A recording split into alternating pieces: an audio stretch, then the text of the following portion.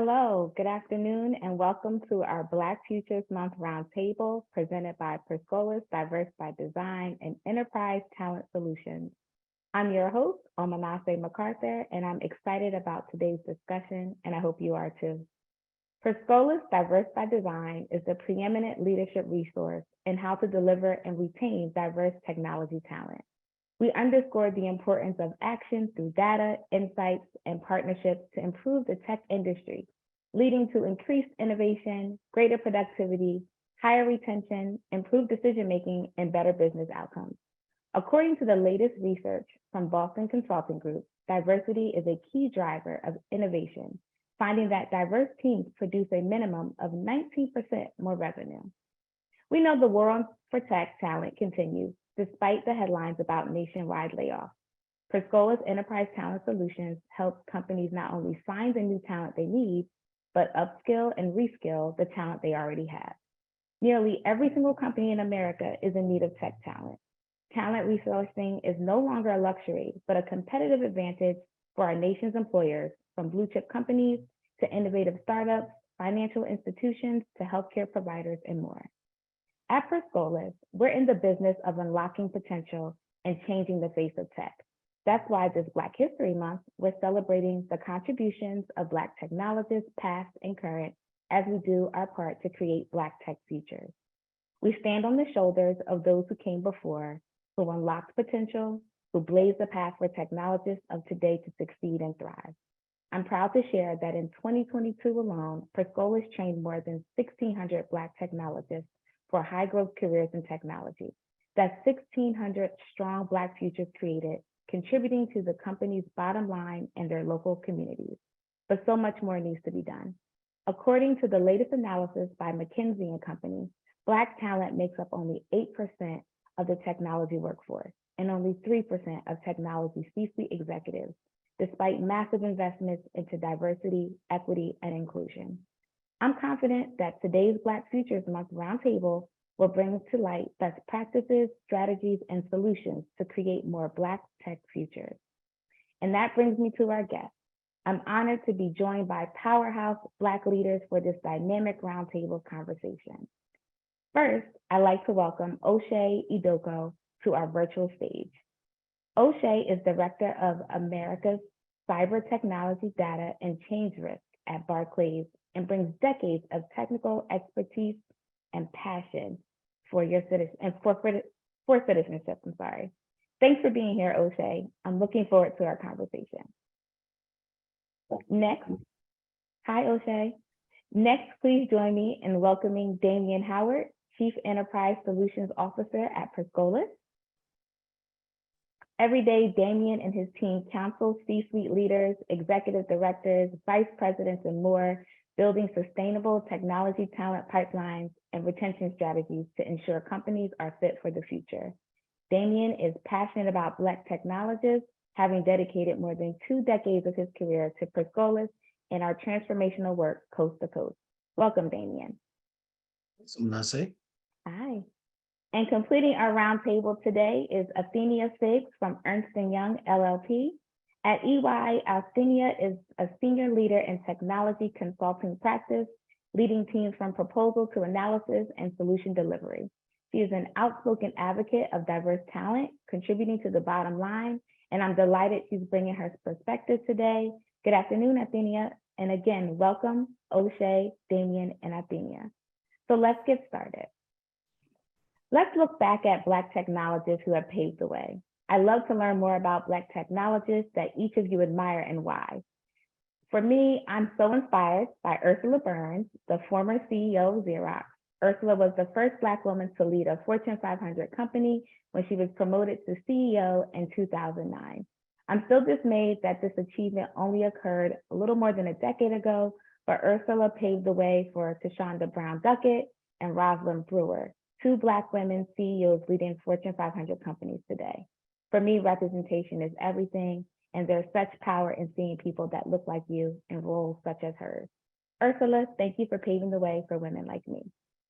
Oche, let's turn to you. Who's the Black technologist you admire? Well, I admire Katherine Johnson. Her story was highlighted in the movie Hidden Figures, which many of you probably saw. She was a NASA scientist, mathematician, brilliant mathematician. She calculated the flight path of the first NASA mission to space. And her calculations and mathematics were critical in the success of many missions like the Apollo 11 mission. And she was, interestingly enough, she entered college at 15 years old. So just to show how intelligent she was. And he was awarded the Presidential Medal of Freedom in 2015 by President Obama. So the reason why I admire her so much is that I think there's an inherent difficulty and bar to cross when you're being the first at something, right? So it's just a lot harder to be the first at something. So I think the fact that she was one of the first African American women to work at NASA as a scientist is a true testament to her brilliance, and I really admire that. Thank you. Athenia, how about you? Who do you admire?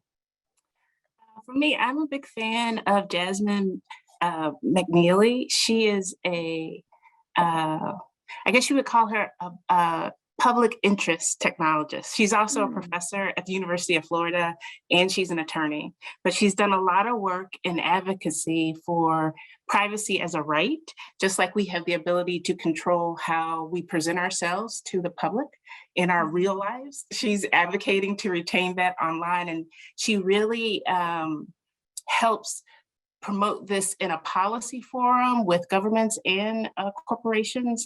And her biggest priority is looking out for the privacy of those who are the most vulnerable, particularly our children and other, people within the internet world that really may not know exactly what they're exposing their information to.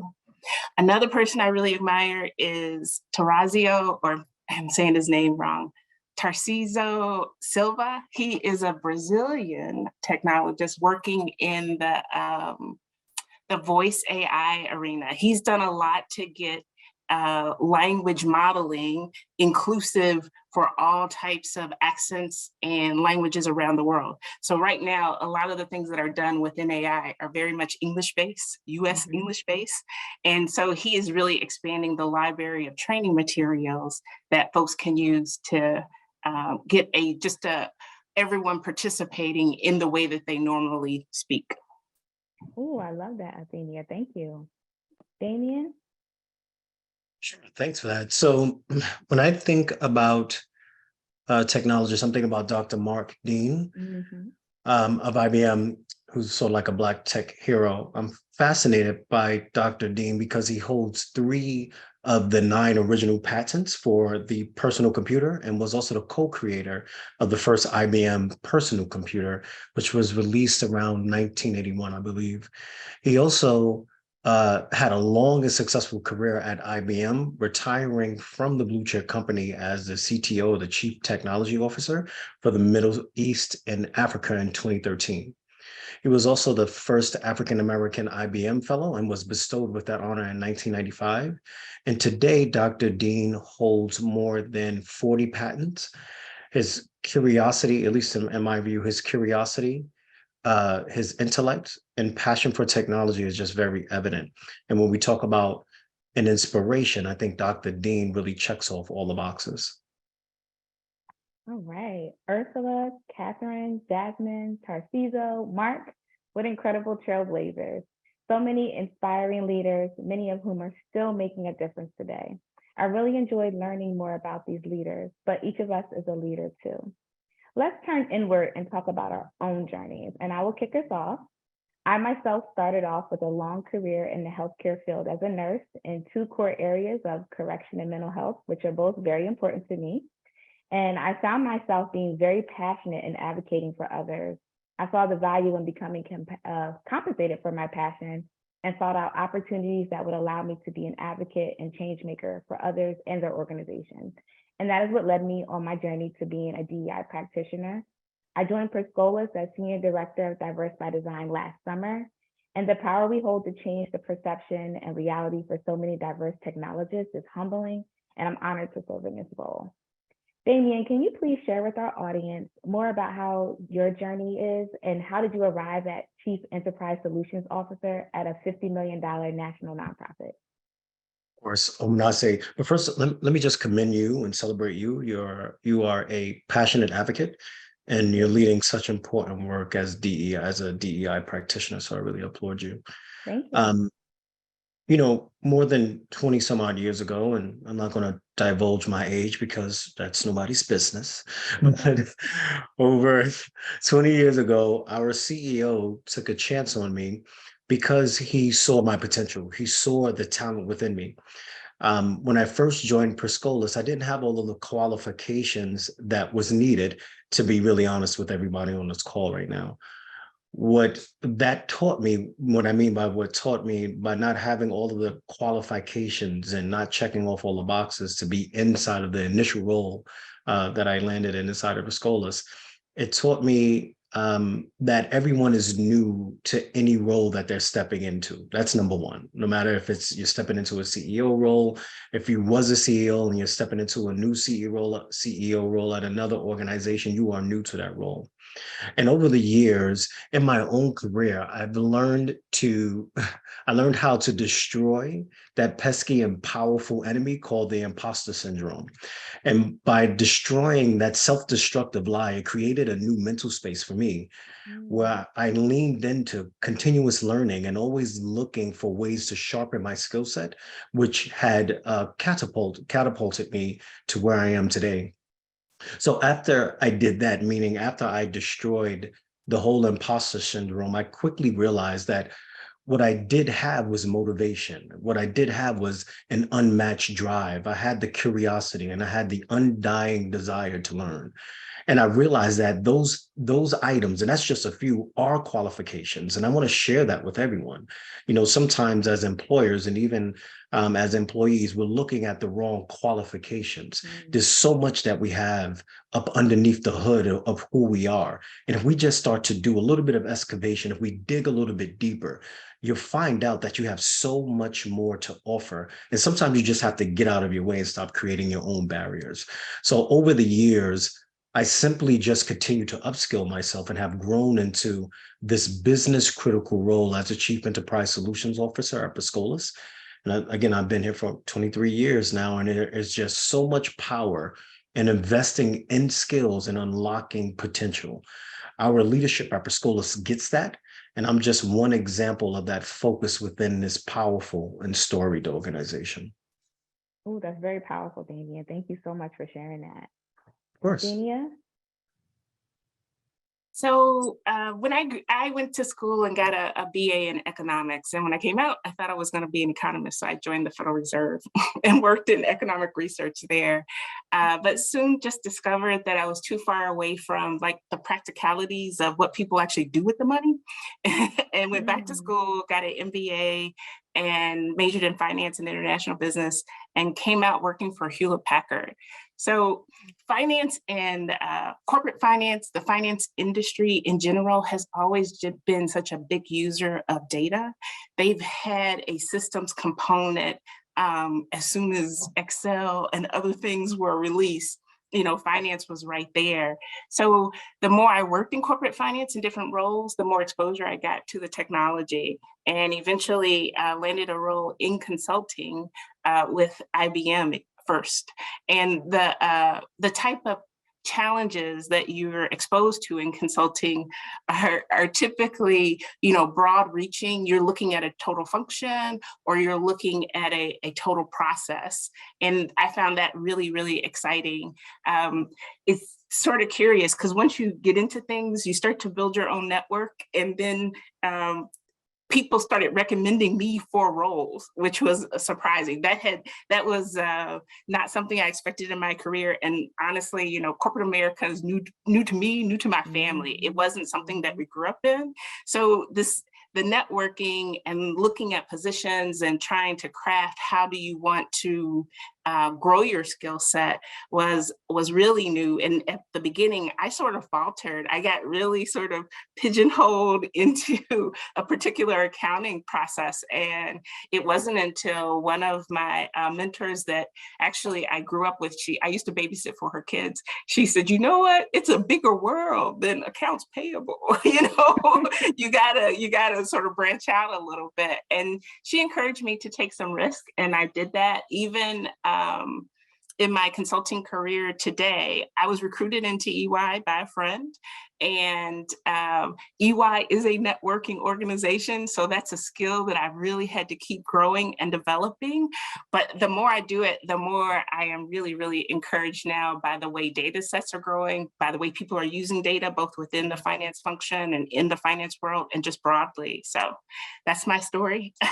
There you go. Oh, no, I like that. And very relatable, I'm sure, to many people. Oche, tell us about your journey. Yes, my journey was pretty straightforward, I would say. I've always been technically inclined as a kid.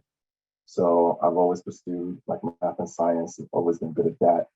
And I went to school for electrical engineering, so solid state electronics was my concentration. So chip design and things that go into your computers, as microprocessors, et cetera.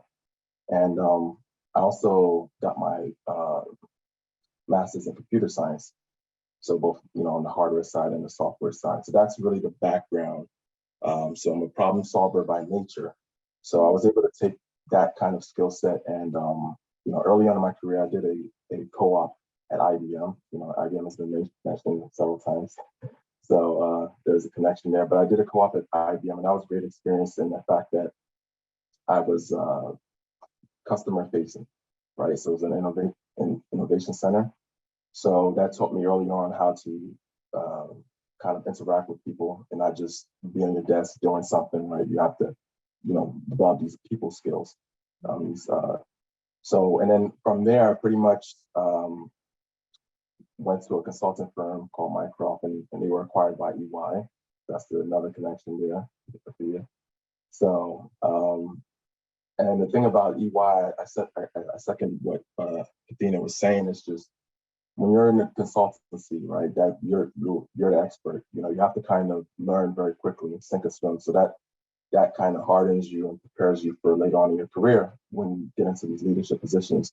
So as my career began to, progress, and I got to New York Life and was there almost 10 years and, got into roles of increasing responsibility, I had all that background from prior experience. And the key here also is that I kind of stumbled into information security, right? So I got lucky, right? Because when I was recruited by the consulting firm, that's what they were specializing in, identity and access management. So that was my first introduction into information security. And I haven't looked back since. So in a sense that's relevant, we're in the digital age and, protecting these, information is critical. My story there, I got lucky to be in there and I stayed in there. So later on in my career, I began to pivot into risk management roles, specifically when I got into banking, working for SocGen and also now Barclays. So, and great experience there is that you begin to kind of learn how to translate and translate technical things into business speak, right? Into business terms, into risk terms, and, so you're speaking a language of senior leadership. So they're now able to relate to understand, some of those technical things that you're saying as a translator, right? As a risk manager. So, and that's kind of how my career has evolved. And I've always had a passion for giving back and helping out. I come from very humble beginnings. So, and I've, kind of made it to this point. So I always feel like a responsibility beyond myself and beyond my current role to kind of bring others along and help as much as possible. So that's a big part of my, my secondary job, if you will, that I'm very focused on now.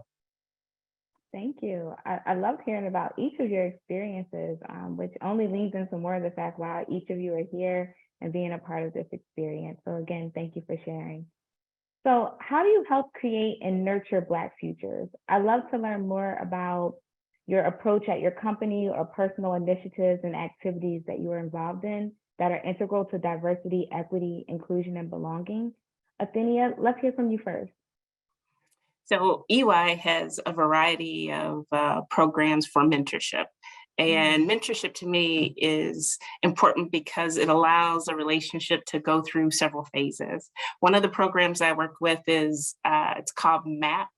And I think it's mentorship for access and persistence.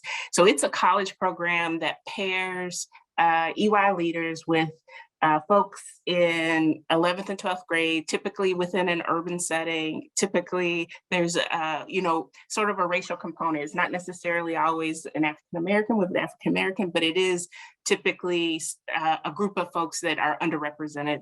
So you are paired with one person.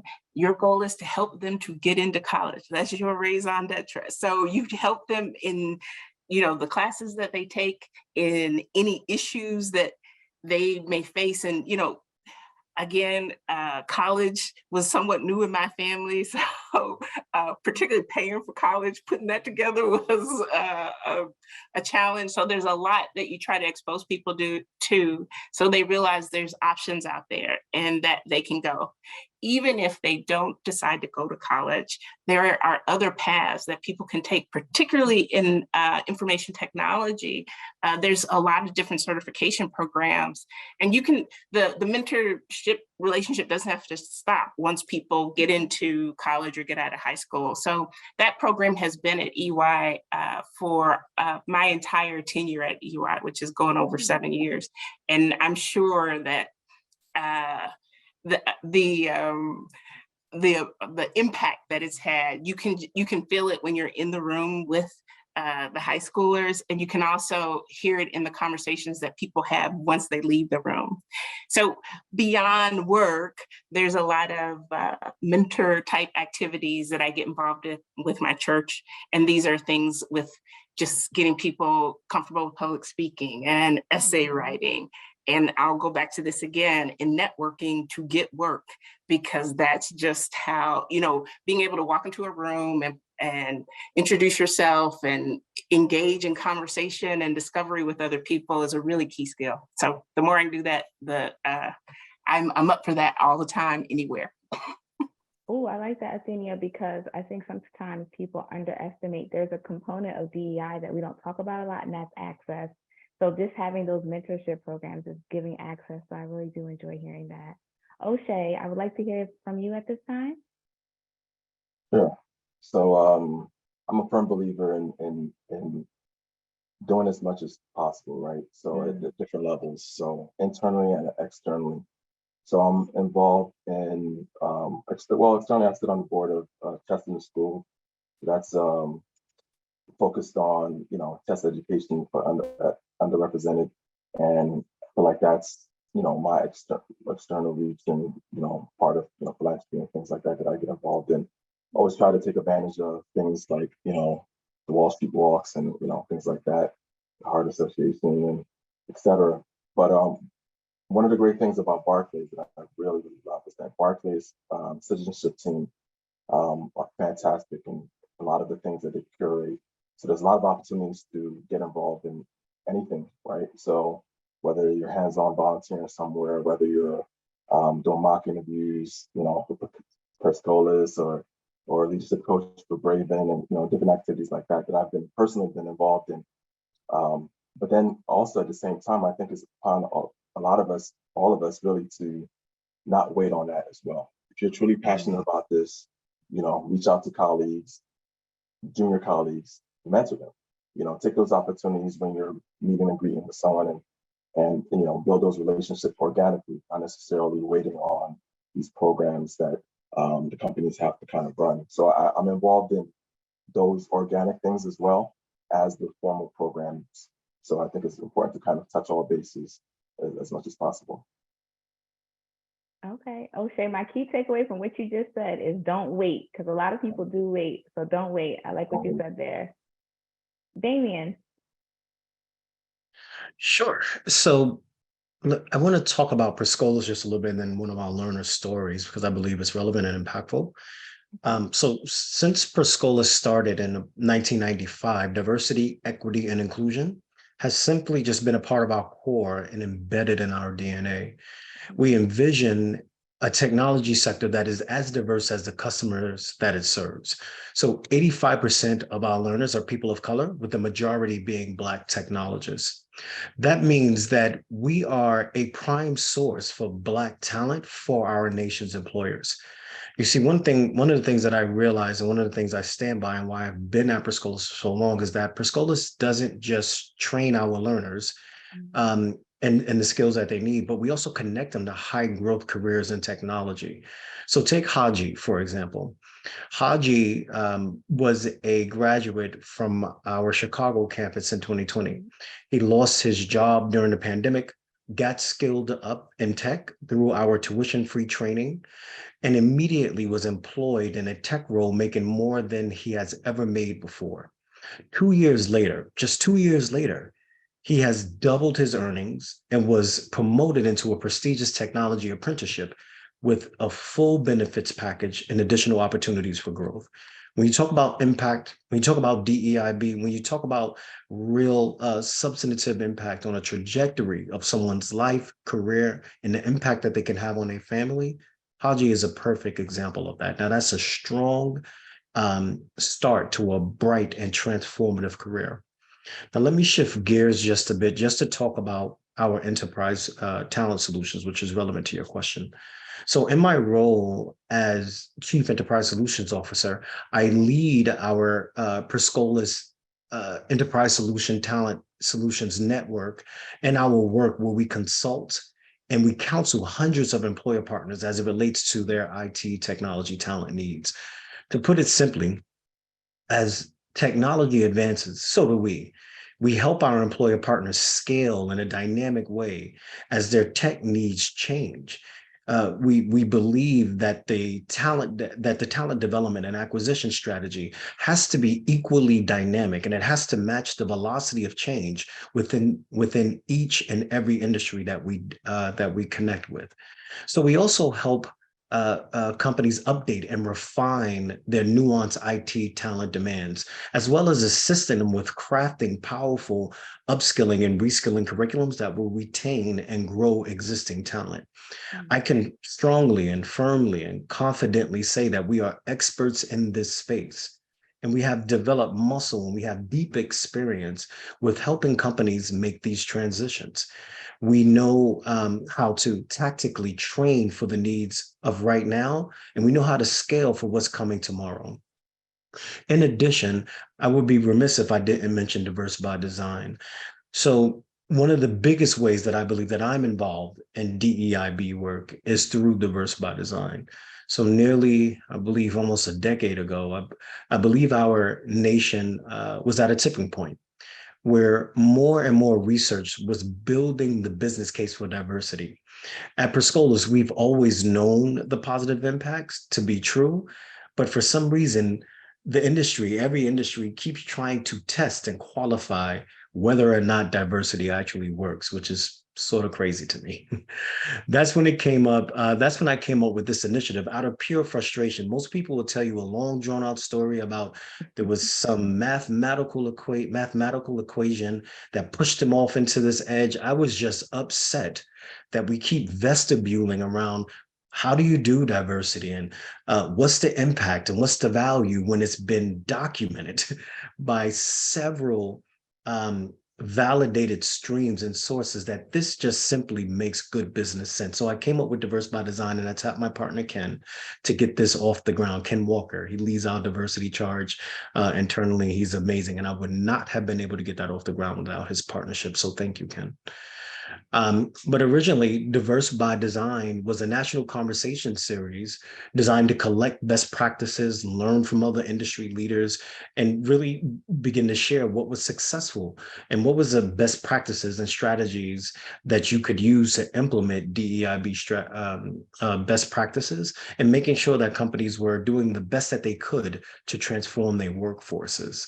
Today, Diverse by Design still does much of the same, but it also drives action in diverse hiring in technology through our enterprise solutions offering. And we're so thrilled that everyone has tuned in today, because Scholas Diverse by Design is leading the charge with enterprise solutions as we move forward on making sure that we're building sustainable, productive, and diverse talent pipelines moving forward. Yes, thank you, Damien. Thank you for sharing Haji's story too. Scholas is literally making an impact in terms of economic mobility too for so many of our learners. So making sure we definitely impacting that DEIB from the inside out. Thank you for sharing that. There has been a massive investment into diversity, equity, inclusion, and belonging. And the research is clear.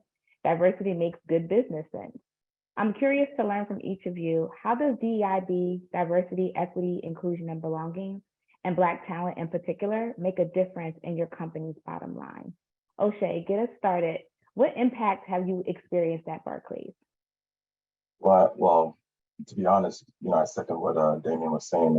It's the research has shown that more diverse and inclusive company has better bottom line, right? So has better results. So it's better for business, it's better for everybody.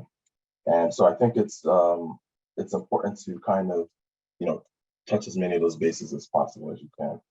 A lot of companies, we have these formal programs, right? We have heads of DEI, B, and et cetera. So I think it's important to kind of touch things at different stages of the process, right? So you want to have those foundations, those programs, and you want to have the measures that is needed to kind of demonstrate that your leaders are taking these things seriously, right? So goal oriented, and then also having the right like I said, programs in place. So for example, like I alluded to earlier, Barclays has the citizenship area has big focus on we have something called like life skills, right? So it's a global employability program that provides people from often overlooked communities, underrepresented, with work skills, and connects them to businesses that are hiring and recruiting. Life skills focuses on sectors such as technology, right? So which have significant future to have those things in place. But just to go further into your question, so the way I like to kind of do things is from the point of the ERGs, right? Employee resource groups. So a lot of times, these resource groups, become stagnant in a way. It becomes more of a social gathering, and you want to kind of leverage the ERGs for to go to universities, right? Alma maters, right? It's not just the historical Black universities that have Black talent. Black talent is everywhere. So the notion that there's it's hard to find Black talent is false. You have to be deliberate in your activities in order to achieve it. So things like that, right? So I think those things are kind of important, and that kind of gets you started. And those are a lot of the focus that's at Barclays. We're very focused on getting these things done. Oh, thank you. Damien. So Omoanatse, I have to double click on a statement that you made at the top of the conversation. Diversity simply just makes good business sense. I just couldn't agree more. Time and time again, the research proves that diversity, equity, and inclusion and belonging makes a huge impact when it comes to the bottom line impact. McKinsey and company research reveals that companies in the top quartile for ethnic and racial diversity in management were 35% more likely to have financial returns above industry means. I said 35%.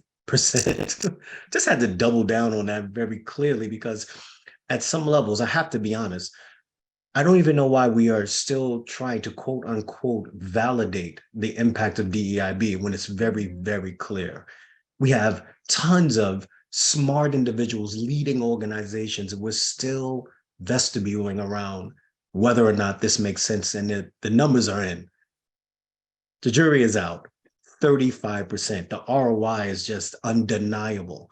So you have to begin to ask the question, if we're denying DEIB as a business leader, are you denying the best practice for your company? Because now it's just a business imperative. So let me get off of that before I go crazy. So there's other things attached to this, right? Diverse teams are smarter and more innovative. A recent Harvard Business Review article lifts up recent studies that prove that diverse teams are smarter, lead to improved group thinking, and they remain more objective and they're more innovative. And that's just by the DNA and the makeup of that team. When you have more views, more worldviews, more experiences looking at the same challenge, you're inherently just going to come up with better, more dynamic solutions. And that leads to more revenue generating opportunities for companies both big and small. Also, diversity gives businesses a competitive advantage. Companies with a diverse workforce can better connect to different customer groups, therefore increasing market share. And it's a key factor in achieving a competitive advantage by bringing new perspectives and fresh ideas to the table. It also provides access to increased market knowledge and also improve team dynamics, talent acquisition and retention, and better brand reputation overall. There's no downside to DEIB when you just look at it from a business standpoint. And one last point that I want to elevate. For businesses that think that this is a heavy lift or you have to sacrifice something in order to hire Black talent or diverse talent, that's simply not true. This is an investment, not a sacrifice. And it's the same investment that you would make when you're erecting any other product or service within your company. And that's how you should think about DEIB. Any business leader focuses to make sure that that company is meeting its goals, and most of the time that's mission-driven outcomes or it's revenue. And when you have a trigger to pull that could potentially give you a 35% increase, you don't want to be a haphazard steward by not implementing DEIB. Very good point, Damien. That's right. Diversity is simply a design principle of good business sense. Yes. Athenia. So a lot of the work we do in tech consulting is around implementing large enterprise solutions. So it's configuring the SAPs, the Oracles of the world, and it's typically for an organization that is global. And they have, yes, tech goals, but those tech goals are linked to outcomes, and revenue and efficiency play big there. So when we are going to market, we showcase the experience of all the practitioners on the team. And because the team is diverse, that shows through as a more stable, a more market perspective in the solution. How can I say, there have been examples where, because we have a diverse team, people come up with interesting solutions even across the technology. So we use surveying a lot just in life. In EY, we get surveys a lot just to take a pulse and see how we're doing. I've been on teams where people have taken surveys and built that into the application health process, as well as the process steps, sort of like a checklist. So they'll say, if you're at this point in your cycle, have you done these things? If you haven't done these things, then go back to this other point. I bring that up as an example because I don't think it would have occurred if you didn't have people on the team that had that type of exposure. Our cycles are always time intense, and if you have a team that has a broad range of experience, typically the solution itself is more stable, has more flexibility for the client. And because we are consultants, we've got to link it back to top line revenue. That's just table stakes. And so being able to bring that to bear with a group of people who come from all over the world is very exciting. The folks and clients that we are typically pitching to are people that either they want to look like our diverse team or they do look like our diverse team. And that makes for better teaming and better cooperation throughout some of the challenges within a project. So I echo everything that Damien said. This is just the way business is done. And the more that people see that, the more they will do it this way. Yes, diversity literally makes sense from a strategy standpoint and sense from a profit margin standpoint. Absolutely. What powerful conversation so far, and thank you for your insights. I'd like to shift our next question to focus on best practices and strategies for our audience. What advice can you offer as it relates to attracting Black talent, retaining that talent, and developing Black futures? Damien? Sure. So I'd like to kick this one off, Omoanatse, by saying this. Many of us, I'm sure, how many of us have heard the age-old adage, culture eats strategy for breakfast? Literally, literally. First and foremost, I think in order to successfully attract Black talent and any other talent for that matter, an inclusive culture must be front and center. It has to be a culture that promotes and elevates inclusivity and fosters belonging. It also has to be a culture that exudes confidence and collaboration. The belief that people like me succeed here and I can as well.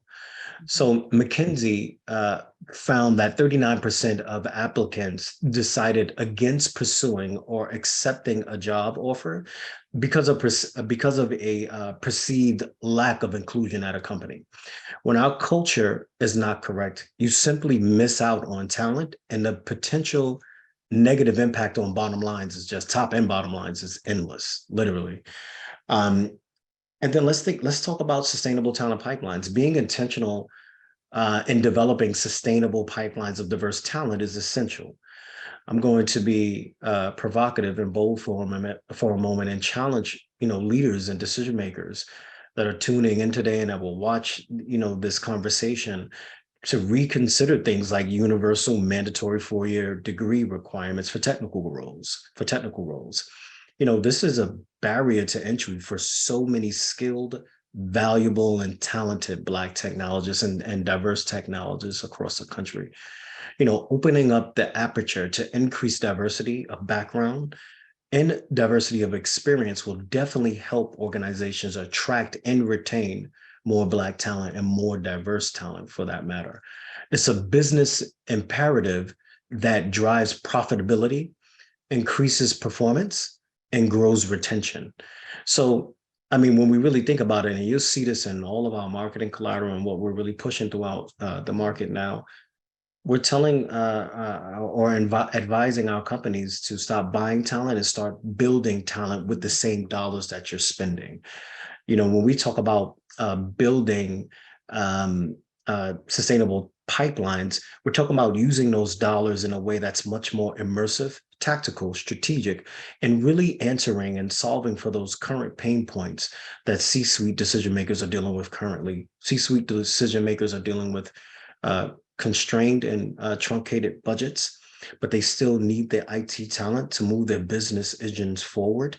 And Scholas is a perfect partner to help you find that diverse talent within your financial constraints or within your budgetary constraints to be able to move that business engine forward. So it's time to stop buying talent and it's time to start building that talent. You don't want to develop this talent one individual at a time. Instead, I would submit that you want to build these robust pipelines at volume so you can have much more retention, so that you can actually, so that your dollars can go further in your talent acquisition investment, and so that you can see that positive impact on your top and bottom line.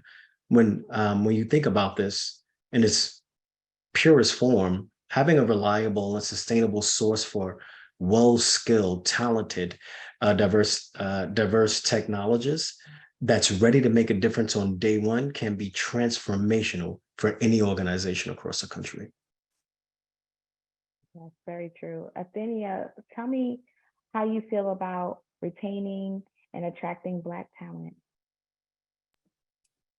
So one of the, as we've mentioned, mentoring has been a big part of success. Networking has been a big part of success. So at EY, there are opportunities for, I don't even know if it's mentoring, maybe it's two-way coaching. I'll say it like that. And the reason why I will reframe it that way is as you move and expand your responsibilities and gain more leadership roles, there's going to be times where you will have to tailor your message, tailor how you lead a team. And the more, what I've seen successful at EY is their ability to select Black candidates young in their career and set up relationships again that allow for two-way feedback. This, my background and my experience may not necessarily immediately translate into client-facing activities or relatable client services or client stories, but the ability to get two-way coaching will help me to tailor that message and grow in my skill set. So as I've moved through different roles at EY, you start to develop this network of folks that you can say, hey, I want to talk to my boss about this, but I want you to play my boss. So we can say dry run it. And then when I get in a larger audience, it goes a lot smoother. I can understand the different perspectives that could be around the table and deliver the message according to what the audience needs. So that has helped me and other colleagues stay at EY because you can see how that skill translates not only within the company, but outside the company. There's also, I would, echo the idea that not everybody's going to come with a college degree.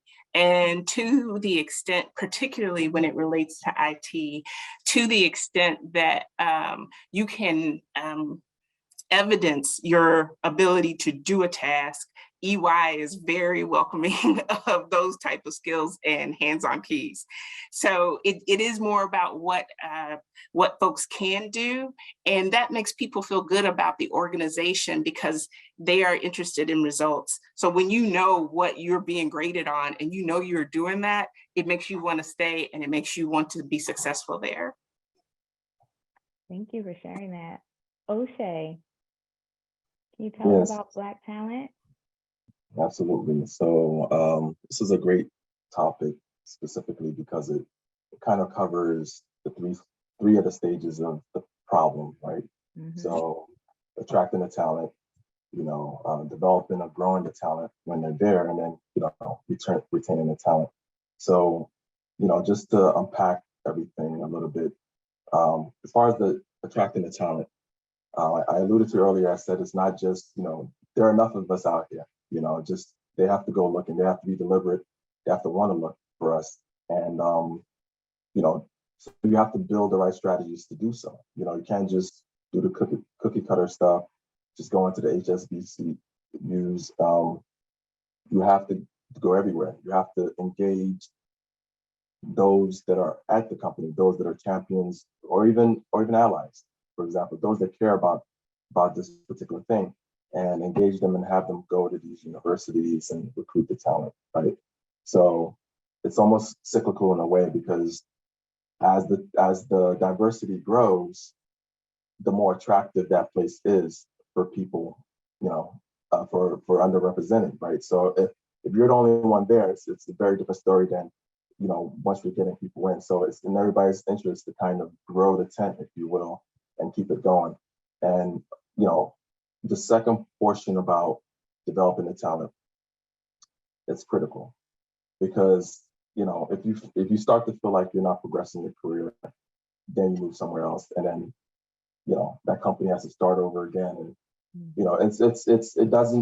it might help you individually, but it doesn't help the greater good. So a lot of times we may not stick around long enough to kind of do the work that needs to get done to make the change in any one particular place. So I think it's important that that just focus on that growth and development. Because I'll give you another example. A lot of times certain opportunities that Black and underrepresented don't get is because they haven't had that opportunity to do something, right? So it's okay, well, you need management experience, for example. Well, African American and underrepresented, typically not the managers, historically, so they're not going to have 15 years of being a manager, right? So you're already excluding, a group of people when you have these certain kind of details in the job postings, et cetera. So, being able to kind of educate hiring managers and, letting them know like that, because it may not be intentionally, but you have to kind of understand the reality of, what is out there to kind of know like, okay, oh, I didn't know that, I didn't think of it that way, right? Because you're not in that skin, so you don't kind of live it or you don't understand it. So I think it's upon us to kind of, educate and try to, focus really on hiring managers because they have the keys to the kingdom, if you will. So, those implicit biases and things like that. So training is should be a big focus. And to be honest, even not having a single person have control over the hiring of an individual, right? Moving to a panel system might help things, as well. So, these little things that you can do to kind of change the narrative and just, change the game, if you will, move the goalposts, instead of keep doing the same thing over and again, expecting different results. That's the definition of insanity. So, and then the other piece is, like I said, retaining talent. So if you feel like if the African Americans and underrepresented feel like they have a path of progression in the company, they're going to stay. If they're included, right, they're going to stay. They're gonna not even just include as your day job, but also the greater good and other things that you can kind of be involved in. So that's why like a place like Barclays is great, because it's not just our day job. There's a lot of things that we can get involved in, and we're really very, very, very serious about moving the needle, making the changes. So that's encouraging to do different things and not just, okay, I might not be doing something particularly in my current day job, but I have these other opportunities to do other things. Like we have the what and the how. So that the what is usually, pretty much a day job and things that you're doing and things that you're accomplishing. But then the how is all these intangibles and, other activities that you could kind of focused on. And, so it's already built into the culture, to be able to give back and to be able to kind of get involved. So I think that's critical to have all those pieces. Oche, thank you for lifting that keys to the kingdom comment. I always tell people it's very important that you train the gatekeepers, right? You don't want them to become barriers to the talent that you really need. So thank you for lifting that. I can't believe our time together is so quickly coming to a close. So let's end on this note. What does success look like to you as it relates to Black futures? To me, success looks like more people who look like me in tech roles, not just entry level, but mid-level, senior management, and that C-suite as well. Oche, what does success look like to you as it relates to Black futures? Yeah, I absolutely agree with that. I think success looks like when we don't have to really look far to look up, right? So whether you're entry level, you can look up and you see, VPs and directors and managing directors, and then on up the chain. So it's I think success is when we're meeting the deliberate metrics that we set out and goals that we are trying to achieve, right? Just like success in anything, if you're not measuring, how do you know how well you're doing? How well do you know that you're actually maintaining, right? Because you also don't want to start to get stagnant and think everything, and then things start to dip again, right? So it's the continuous monitoring, just the continuous focus on it, because it's a never-ending situation. So it's not something that just goes away and you just do one thing and it's done. No, it's something you have to constantly focus on. So success to me is all of that and above, and then getting to a point where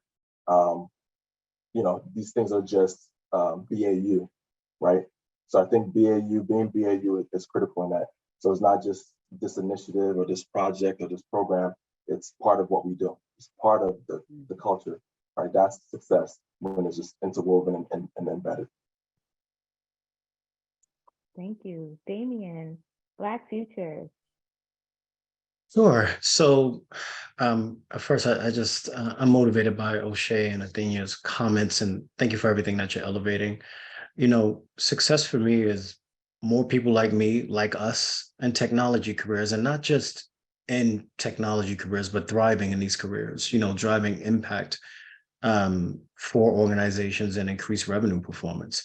Some success for me looks like where companies and individuals who are people who are interested are contributing to underserved communities in a meaningful way.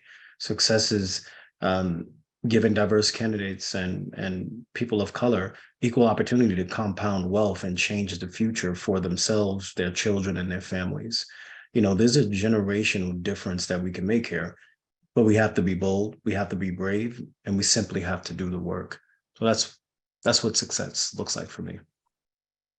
Damien, Athenia, Oche, you have been tremendous Black Futures Month Roundtable guests this afternoon. Thank you. Thank you for sharing your perspectives, your guidance, and your passions with us all. I appreciate each of you. But just because our time together is coming to an end doesn't mean the work stops. Like Damien said, we all have to do the work. There are many ways to get involved and fuel Black futures. First, consider Scholas Black talent to fill technology position vacancies. Our graduates embody a plethora of technical skills from IT support to Java development, software engineering, to cybersecurity and beyond. They're ready to make a difference day one on the job. Second, commit to a 30-minute call to learn more about Scholas Enterprise Talent Solutions. Our talent architects are your partners in building a sustainable talent tech pipeline. And finally, get more involved with Scholas Diverse by Design. Get in touch by emailing diversebydesign@perscolas.org. It's been an honor to serve as your host today. Thank you for your interest and your commitment to create more Black tech futures. And join us next month for our Women's Future Month Roundtable. More details coming soon. Thank you so much and enjoy your day.